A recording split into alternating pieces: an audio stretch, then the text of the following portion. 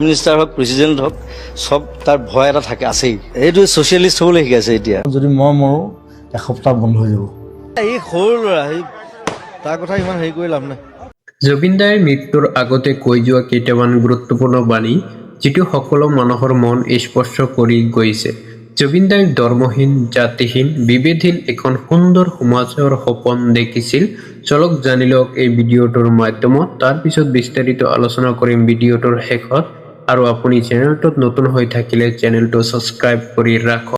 Socialist মই ফেন ক্লাবৰ চব ল'ৰা ছোৱালীক কওঁ, মই বোলো এইবোৰ ধৰ্ম চৰ্মবোৰ বাদ দে, এইবোৰ ভগৱান চগৱান বাদ দে, ছ'চিয়েলিষ্ট নিজে কাম কৰ, লোকৰ কাৰণে কাম কৰ, তই নিজে ভালে থাক, লোককো ভালে থাকিবলৈ শিকা। মানে প্ৰব্লেমৰ কাৰণে আমি ফেচ কৰিবৰ কাৰণে আমি সদায় কিন্তু সাজু হৈ থাকিব লাগিব, এই বস্তুটো শিকাই দিলে। সি যিমানেই ডাঙৰ মানুহ নহওক, যিমান সি প্ৰাইম মিনিষ্টাৰ হওক প্ৰেচিডেণ্ট হওক, সব তাৰ ভয় এটা থাকে আছেই। এইটো ছ'চিয়েলিষ্ট হ'বলৈ শিকাইছে এতিয়া। মই যিটো কথা কৈ থাকোঁ সদায়, ছ'চিয়েলিষ্ট মই ফেন ক্লাবৰ চব ল'ৰা ছোৱালীক কওঁ, মই বোলো এইবোৰ ধৰ্ম চৰ্মবোৰ বাদ দে, এইবোৰ ভগৱান চগৱান বাদ দে, ছ'চিয়েলিষ্ট নিজে কাম কৰ, লোকৰ কাৰণে কাম কৰ, তই নিজে ভালে থাক, লোককো ভালে থাকিবলৈ শিকা। সেই বস্তুটো শিকাই দিলে। এতিয়া ধৰ্ম চৰ্ম কাৰো কোনো ইণ্টাৰেষ্ট নাইকিয়া হৈছে চবৰে। এইবিলাক যিমান হুলস্থুল চব কৰোণা। বোলে চা, a king should never leave his kingdom. তাত কোনো ৰজা নাই। লতা মংগেশকাৰ মৰিলে, কিবা এটা কৰিলে তাহাঁতি নাই কৰা। ৰাজেশ খান্না মৰিছে, এটা নিউজ এটা ওলাইছে, ৰাজেশ খান্না ডাইড। মোৰ তাত ৰজা নাই। বোলো চা, মই অসমত যদি মই মৰোঁ এসপ্তাহ বন্ধ হৈ যাব। I live like ডাট। তাত সেইকাৰণে মোক ভয় কৰে, মোক নামাতে। মোক মাতিবলৈ ভয় কৰে, মই গালি পাৰি দিওঁ। যাক তাক যি দি কৈ দিওঁ নহয়। ৰোহিত শেট্টি ইমান ডাঙৰ ডিৰেক্টৰ, তাৰ চিনেমা গান গাবলৈ মাতিছে, বোলো গানটো পচন্দ হ'লে বনাই গাওঁ, বাই বাই। ৰোহিত শেট্টি কৈছে ये कैसा आदमी है, প্ৰীতমে কৈছে ये ऐसा ही है, ये राजा है, তহঁতৰ কাম আছে ইয়াত আহিবি, মই নাযাওঁ। ডিফুৰ পৰা আহি আছো, মানে গাড়ী ৰখাই তত পোৱা নাই, ইটোও লাগে সিটোও লাগে। 55টামান বিয়েৰ খুৱাই দিলে, কিবা কি অদ্ভুত বিয়েৰ এটা, সেইটো বিয়েৰ আমি নামেই নাজানো কি বিয়েৰ। মই বোলো কি বিয়েৰ আনিলি, চবে দিলে খাই। তাৰপিছত আৰু মানে তাৰপিছত ৰাস্তাত আৰু গাড়ী ৰখাই তত পোৱা নাই, চব পথাৰত দৌৰে, ৰাস্তাত পানীও নাইকিয়া হৈছে, কি কেনেকে ধুইছে নাজানো আৰু। চেলফি বস্তুটো যে কেলেই দিলে মোবাইলত, মানে এটা মানুহ মৰিলেও চেলফি লৈ এডিট বডিৰ লগত এনেকে তোলে যে মুখবোৰ ডাঙৰ হৈ যায়, কিবা হৈ যায়। ফিল্টাৰো আছে, বগা কৰি দিয়ে, ৰঙা কৰি দিয়ে, লিপষ্টিক আহি যায়।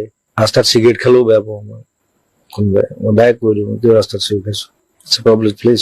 সেইবোৰ কনচিয়াছনেছ এৱাৰনেছ থাকিব লাগিব ন মানুহ, নাথাকিলে কেনেকে হ'ব। মই সিদিনা চুপাৰমেন চাবলৈ যাওঁতে 15টা নেকি লৈছো। মই চিনেমা চাব গ'লে তেনেকে যাওঁ, চুমন তোমাৰ চহৰে আহি যা অমুক চিনেমাখন চাম, 15টা 18টা 20টা।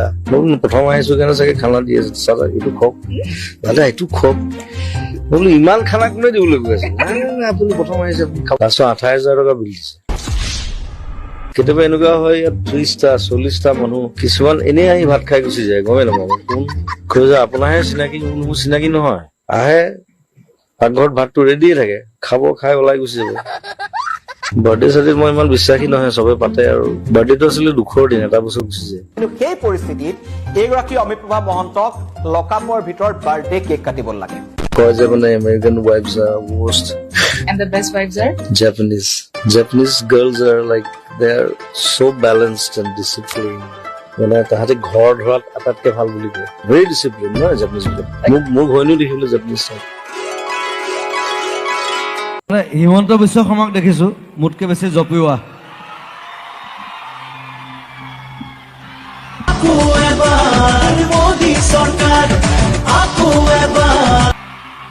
That's my style. মোৰ ষ্টাইলটো কিয় কপি কৰিছে?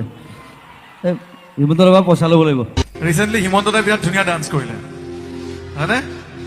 আৰু হিমন্ত দাৰ ডান্সটো অৰিজিনেল হয়, নট কপি। এই সৰু ল'ৰা তাৰ কথা ইমান হেৰি কৰি লাভ নাই। আৰু অদৰকাৰী কথা ক'ব নালাগে, আৰু মোৰ বিষয়ে মাত মাতি লাভ নাই। সীমান্তই মোক ঢুকি পাবলৈ এটা 7টা জনম লাগিব।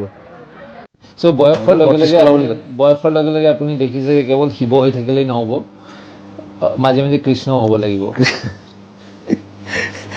কৃষ্ণটো আৰু নাই, একো নাই, তেনেকুৱা কথা নাই। আৰু ইণ্টাৰেষ্টিংলি মোৰ আৰু এখন চিনেমাৰ কথা চলি আছে, সেইখনত মই আকৌ এটা পাৰ্ট মই ছোৱালী হৈ কৰিব লাগিব। তুমিতো চাবলৈ তাত মোৰ 8টা কেৰেক্টাৰ আছে, প্ৰত্যেকটো বেলেগ বেলেগ। এটা পাৰ্ট একদম ছোৱালী, চ' সেইকাৰণে এইবিলাক ষ্টাডি কৰি থাকোঁ। আপুনি ঘৰত ছোৱালী হৈ ঘূৰি নুফুৰেতো, অলপতে গ'লে অন্ধ হৈ ঘূৰি ফুৰে। নাই এতিয়া বজাৰত ওলাই সেইখন চিনেমা কৰিলে তেতিয়া কেইদিনমান আপুনি এক্সপেৰিমেণ্ট এটা কৰি আছা।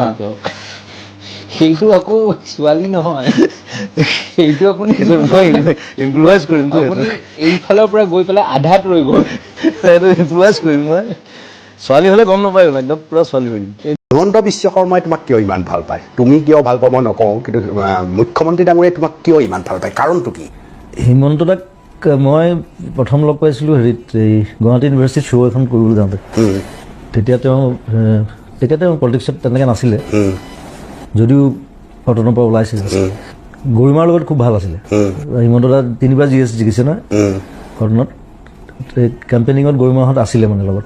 গৰিমাক আগৰ পৰাই চিনি পায়, তো মোকো চিনি পায়, কিন্তু কম লগ পোৱা হয় তেতিয়া।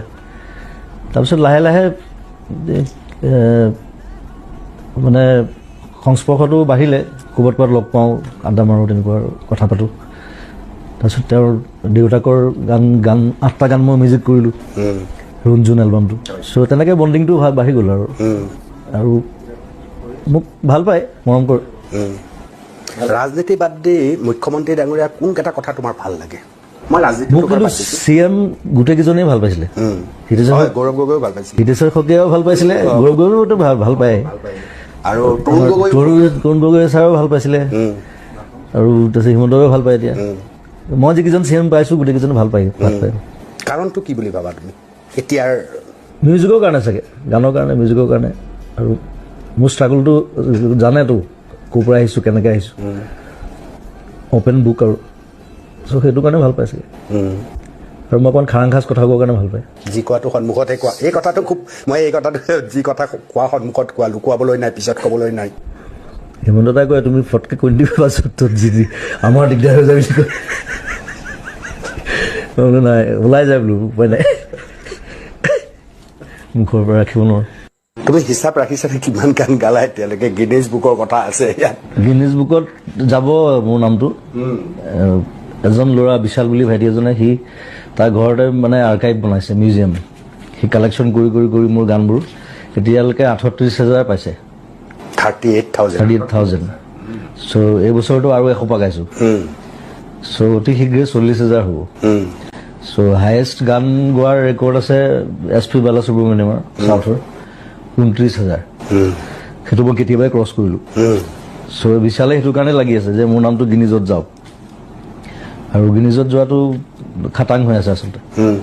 কেইবছৰত 38,000? 38 বছৰটো নহয়েই, সেইকাৰণে সুধিছোঁ। 30 বছৰ। 30 বছৰত 38,000 গান গালা। এইটো হৈছে 92 পৰা ধৰি লৈ নতুনখিনি ধৰাই নাই। নতুনখিনিতো আৰু সংযোজন, এই কালিও গালা 7টা, ডেইলি গাই আছোঁ, পৰহি গাইছোঁ 4টা। কেতিয়াবা এনেকুৱা হয় নে জুবিন, তুমি ক'ৰবাত গৈ আছা, হঠাৎ এটা গান দেখিছা, বহু বছৰ শুনা নাই এইটো গান? হয় তেনেকুৱা, কিছুমান গান পাহৰি গৈছোঁ এতিয়া। তো আকৌ মনত পেলাবলগীয়া হয়, এইটো কাৰ গান আছিলে, কেতিয়া গাইছিলোঁ, ক'ত গাইছিলোঁ। আকৌ লিৰিক্স লৈ কনফিউজন হৈ যায়, মই নিজে লিখা নে দিগন্ত ঘৰতেই লিখা। আকৌ দিগন্তক সোধোঁ এইটো গান তই লিখিছিল নেকি? দিগন্ত কয় নহয় নহয়, এইটো তই লিখিছ। লোকে সেই কনফিউজন কিছুমান হয় আমাৰ। ভাল লাগে বাৰু, ইমানখিনি কাম কৰিছোঁ, ইমানখিনি গান গাইছোঁ। আৰু যদিও কষ্ট হৈছে, কষ্টকৰ কাম এটা, 30 বছৰত 38,000 গান, আৰু বিভিন্ন ভাষাত গাইছোঁ।